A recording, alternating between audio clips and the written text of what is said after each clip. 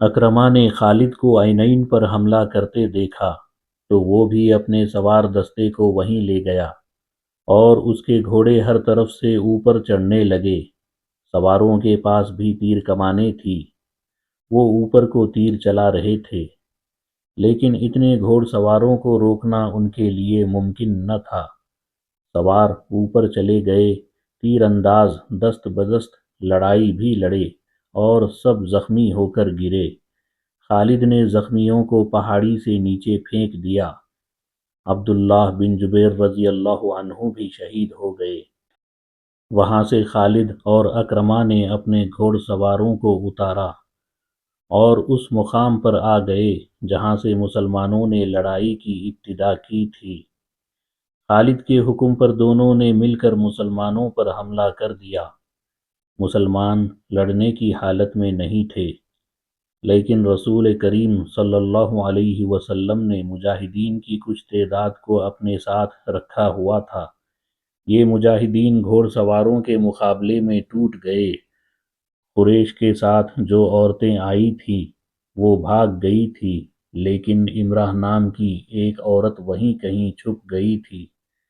اس نے جب قریش کے گھوڑ سواروں کو مسلمانوں پر حملہ کرتے دیکھا تو اسے قریش کا پرچم زمین پر پڑا نظر آ گیا۔ اس عورت نے پرچم اٹھا کر اوپر کر دیا۔ ابو سفیان نے اپنے بھاگتے ہوئے پیادوں پر قابو پا لیا تھا۔ اس نے ادھر دیکھا تو اسے اپنا پرچم لہراتا نظر آیا۔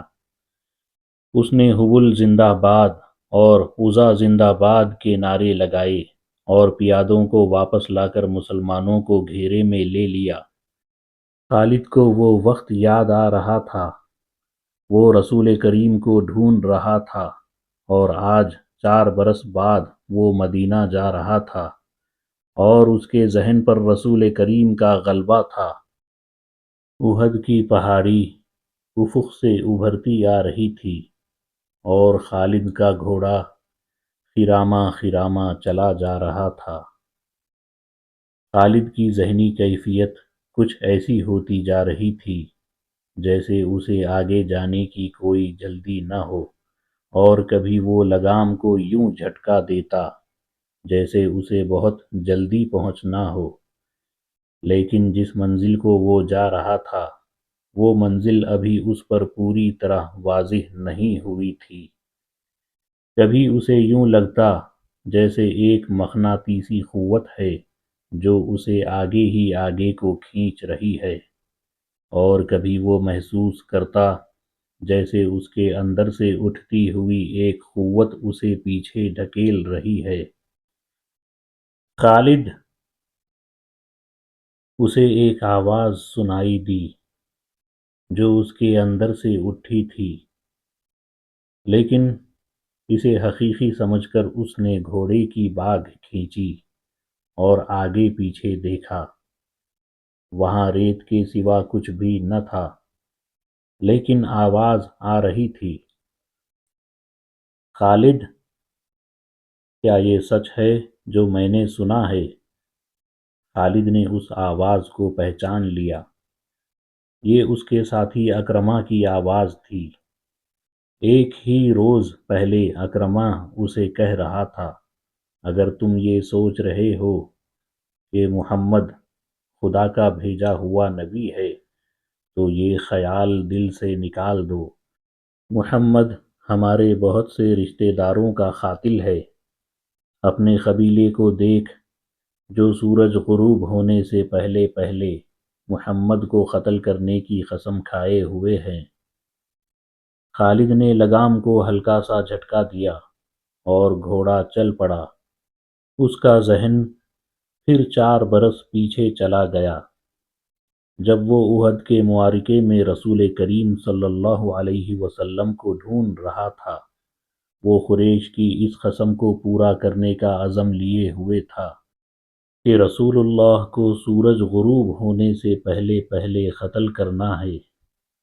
اسے یاد آ رہا تھا کہ مسلمانوں کے تیر اندازوں نے جب عینین کی پہاڑی چھوڑ دی تھی تو اس نے اس پہاڑی پر حملہ کر کے عبداللہ بن جبیر اور ان کے 9 تیر اندازوں کو جو رسول اللہ کے حکم کی پیروی کرتے ہوئے وہاں رہ گئے تھے ختم کیا تھا۔ مسلمانوں کے ہاتھوں سے بھاگے ہوئے قریش پھر واپس آ گئے تھے اور انہوں نے اپنے آپ کو منظم کر لیا تھا۔ مسلمان یہ معرکہ ہار چکے تھے اور یہ اپنے رسول کی حکم عدولی کا نتیجہ تھا۔ خالد اور ابو جہل کا بیٹا اکرمہ فن حرب و ضرب کے ماہر تھے۔ ان کے لیے ایک ایک مسلمان کو قتل کر دینا اب مشکل نہیں رہا تھا۔ اب اللہ کے سوا مسلمانوں کی مدد کوئی بھی نہیں کر سکتا تھا۔ خالد دیکھ رہا تھا کہ مسلمان 2 حصوں میں بٹ گئے تھے۔ بڑا حصہ الگ تھا جو اپنے کمانڈر رسول کریم صلی اللہ علیہ وسلم سے کٹ گیا تھا۔ چند ایک تیر انداز رسول اللہ صلی اللہ علیہ وسلم کے ساتھ تھے۔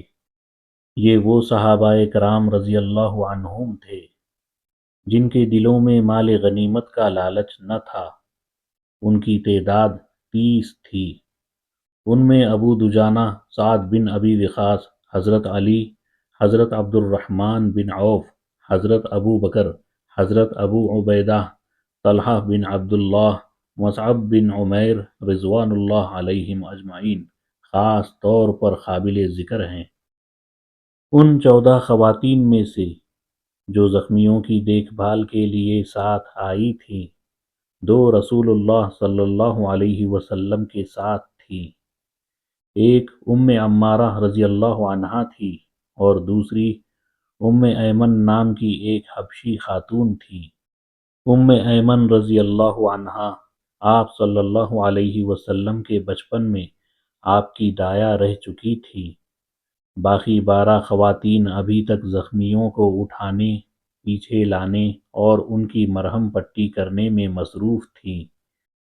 خالد رسول کریم صلی اللہ علیہ وسلم کو ڈھونڈ رہا تھا، لیکن وہ میدان جنگ میں زیادہ گھوم پھر نہیں سکتا تھا کیونکہ اس کی کمان میں گھوڑ سواروں کا ایک جیش تھا جسے اس نے پوری طرح اپنے نظم و نسق میں رکھا ہوا تھا۔ وہ اندھا دھند حملے کا قائل نہیں تھا۔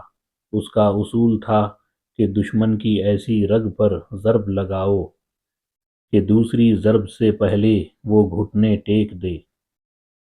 آج 4 برس بعد جب کہ وہ تنے تنہا صحرا میں جا رہا تھا، اس کے ذہن میں گھوڑے دوڑ رہے تھے، اسے تیر کمانوں کے زناٹے سنائی دے رہے تھے، اس کے ذہن میں مسلمانوں کے نعرے گونج رہے تھے۔ اس کا خیال تھا کہ مسلمان یہ ظاہر کرنے کے لیے نعرے لگا رہے ہیں کہ انہیں موت کا کوئی ڈر نہیں۔ طنز اور نفرت سے اب بھی اس کے ہونٹوں پر مسکراہٹ آ گئی۔ اس نے ارادہ کر لیا تھا کہ وہ زیادہ سے زیادہ مسلمانوں کو قتل کرے گا، قیدی کم ہی بنائے گا۔ اسے ابھی پتہ نہیں چل رہا تھا کہ رسول کریم کہاں ہے۔ اس نے دیکھا کہ ابو سفیان جو بھاگتے ہوئے قریش کو ساتھ لے کر واپس آ گیا تھا، مسلمانوں کی فوج کے بڑے حصے پر حملہ آور ہو چکا تھا اور مسلمان بے جگری سے لڑ رہے تھے۔ مسلمانوں نے اسے اپنی زندگی کا آخری معرکہ سمجھ کر شجاعت اور بے خوفی کے ایسے مظاہرے کیے کہ کثیر تعداد قریش پریشان ہو گئے۔ یہ صورتحال دیکھ کر خالد آگ بگولا ہو گیا۔ اس نے اپنے سواروں کو مسلمانوں پر حملہ بولنے کا حکم دیا۔ اس نے تلوار نیام میں ڈال لی اور برچھی ہاتھ میں لے لی۔ اس نے مسلمانوں پر عقب سے حملہ کیا تھا۔ اس نے اس برچھی سے مسلمانوں کو چن چن کر مارا۔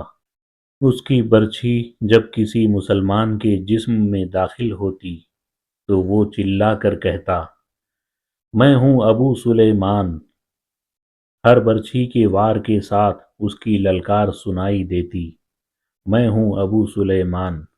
آج 4 برس بعد جب وہ مسلمانوں کے مرکز مدینہ کی طرف جا رہا تھا تو اسے اپنی ہی للکار سنائی دے رہی تھی، میں ہوں ابو سلیمان۔ اسے یاد نہیں آ رہا تھا کہ اس کی برچھی کتنے مسلمانوں کے جسموں میں اتری تھی۔ وہ رسول اللہ صلی اللہ علیہ وسلم کو بھول گیا تھا۔ تھوڑی دیر بعد اسے پتہ چلا تھا کہ مسلمان اپنے نبی کی کمان سے نکل چکے ہیں اور اکرمہ مسلمانوں کے نبی کی طرف چلا گیا ہے۔ حقیقت بھی یہی تھی کہ رسول کریم صلی اللہ علیہ وسلم کی کمان ختم ہو چکی تھی اور معرکے کی صورتحال ایسی ہو گئی تھی کہ آپ صلی اللہ علیہ وسلم مسلمانوں کو از سر نو منظم نہیں کر سکتے تھے، لیکن آپ صلی اللہ علیہ وسلم اپنی اور اپنے ساتھیوں کی جان بچانے کے لیے میدان جنگ سے نکلنا بھی نہ چاہتے تھے۔ حالانکہ صورتحال ایسی تھی کہ آپ صلی اللہ علیہ وسلم کو نکل جانا چاہیے تھا، لیکن آپ صلی اللہ علیہ وسلم کسی بہتر پوزیشن میں جانے کی کوشش کر رہے تھے۔ آپ صلی اللہ علیہ وسلم کو معلوم تھا کہ قریش آپ کو ڈھونڈ رہے ہوں گے اور آپ صلی اللہ علیہ وسلم کے گروے پر بڑا شدید حملہ ہوگا۔ آپ صلی اللہ علیہ وسلم ایک پہاڑی کی طرف بڑھنے لگے۔ آپ صلی اللہ علیہ وسلم کے ساتھیوں نے آپ صلی اللہ علیہ وسلم کو اپنے حلقے میں لے رکھا تھا۔ آپ صلی اللہ علیہ وسلم تھوڑی ہی دور گئے ہوں گے کہ اکرمہ نے اپنے گھوڑ سواروں سے آپ صلی اللہ علیہ وسلم پر حملہ کر دیا۔ قریش کے ایک پیادہ جیش کو کسی طرح پتہ چل گیا کہ رسول کریم صلی اللہ علیہ وسلم پر اکرمہ نے حملہ کر دیا ہے، تو قریش کا یہ پیادہ جیش بھی آپ کے گروے پر ٹوٹ پڑا۔ آپ صلی اللہ علیہ وسلم کے اور آپ صلی اللہ علیہ وسلم کے کسی ایک بھی ساتھی کے بچ نکلنے کا سوال ہی ختم ہو گیا تھا۔ آپ صلی اللہ علیہ وسلم کے 30 ساتھیوں نے اور ان 2 خواتین نے جو آپ صلی اللہ علیہ وسلم کے ساتھ تھیں، آپ صلی اللہ علیہ وسلم کے گرد گوشت پوست کی دیوار کھڑی کر دی۔ خالد کو یاد آ رہا تھا کہ رسول اللہ صلی اللہ علیہ وسلم جسمانی طاقت کے لحاظ سے بھی مشہور تھے۔ اس کا سب سے بڑا ثبوت یہ تھا کہ آپ صلی اللہ علیہ وسلم نے عرب کے مانے ہوئے پہلوان رکانہ کو 3 بار اٹھا اٹھا کر پٹخا تھا۔ اب میدان جنگ میں ان کی طاقت کے ایک اور مظاہرے کا وقت آ گیا۔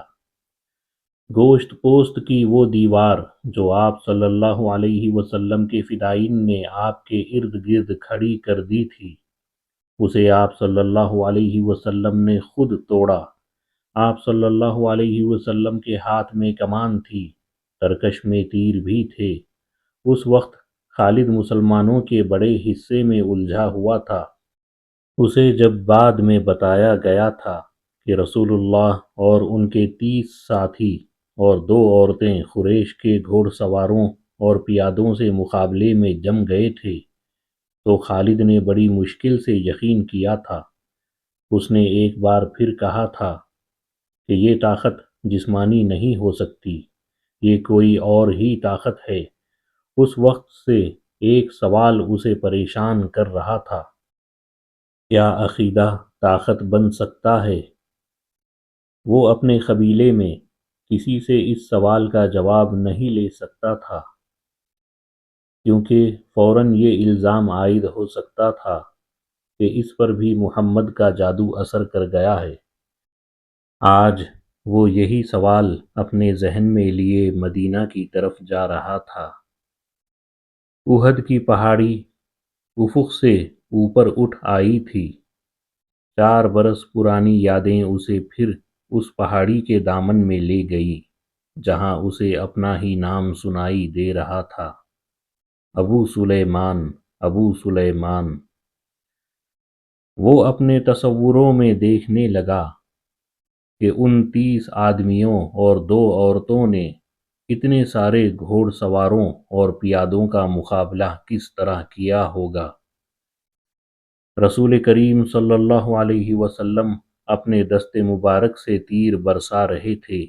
آپ صلی اللہ علیہ وسلم کے ساتھی بڑھ بڑھ کر آپ صلی اللہ علیہ وسلم کو اپنے حلقے میں لے لیتے تھے۔ ایک مورخ مغازی کی تحریر کے مطابق آپ صلی اللہ علیہ وسلم اپنے گرد حلقے کو بار بار توڑتے اور جدھر سے ان پر دشمن بڑھتا اس پر تیر چلاتے تھے۔ آپ صلی اللہ علیہ وسلم کی جسمانی طاقت عام انسان سے کہیں زیادہ تھی۔ آپ صلی اللہ علیہ وسلم کمان کو اس قدر زور سے کھینچتے تھے کہ آپ صلی اللہ علیہ وسلم کا چھوڑا ہوا تیر جس جسم میں لگتا تھا، تیر کی نوک اس جسم کے دوسری طرف نکل جاتی تھی۔ آپ صلی اللہ علیہ وسلم نے اس قدر تیر چلائے کہ ایک تیر چلانے کے لیے آپ صلی اللہ علیہ وسلم نے کمان کو کھینچا تو کمان ٹوٹ گئی۔ آپ صلی اللہ علیہ وسلم نے اپنی ترکش میں بچے ہوئے تیر سعد بن ابی وقاص کو دے دیے۔ سعد رضی اللہ عنہ بن ابی وقاص کے نشانے کا کوئی بھی مقابلہ نہیں کر سکتا تھا۔ خود آپ صلی اللہ علیہ وسلم سعد کے نشانے کو تسلیم کرتے تھے۔ ادھر مسلمان ابو سفیان اور خالد کے ہاتھوں کٹ رہے تھے اور خون کا آخری قطرہ بہہ جانے تک مقابلہ کر رہے تھے۔ ادھر آپ صلی اللہ علیہ وسلم کے 30 فدائین اور 2 خواتین کی بے جگری کا یہ عالم تھا جیسے ان کے جسم نہیں، ان کی روحیں لڑ رہی ہوں۔ مشہور مورخ طبری لکھتا ہے کہ ایک ایک مسلمان نے بیک وقت 4 4 5 5 قریش کا مقابلہ کیا۔ ان کا انداز ایسا دہشت ناک تھا کہ قریش پیچھے ہٹ جاتے تھے یا ان پر حملہ کرنے والا اکیلا مسلمان زخموں سے چور ہو کر گر پڑتا تھا۔ قریش نے جب رسول اکرم صلی اللہ علیہ وسلم کے فدائین کی شجاعت کا یہ عالم دیکھا تو کچھ پیچھے ہٹ کر ان پر تیروں کے ساتھ ساتھ پتھر بھی برسانے لگے۔ اس کے ساتھ ہی قریش کے چند ایک گھوڑ سوار سرپٹ گھوڑے دوڑاتے آپ صلی اللہ علیہ وسلم پر حملہ آور ہوئے، لیکن آپ صلی اللہ علیہ وسلم کے ساتھیوں کے تیر ان کے جسموں میں اتر کر انہیں واپس چلے جانے پر مجبور کر دیتے تھے۔ اس صورتحال سے بچنے کے لیے قریش نے چاروں طرف سے تیروں اور پتھروں کا مینہ برسا دیا۔ خالد کو اکرمہ نے بتایا تھا کہ ابو دجانہ رضی اللہ عنہ رسول اکرم صلی اللہ علیہ وسلم کے آگے جا کھڑے ہوئے۔ ان کی پیٹھ دشمن کی طرف تھی۔ ابو دجانہ رضی اللہ عنہ بیک وقت 2 کام کر رہے تھے۔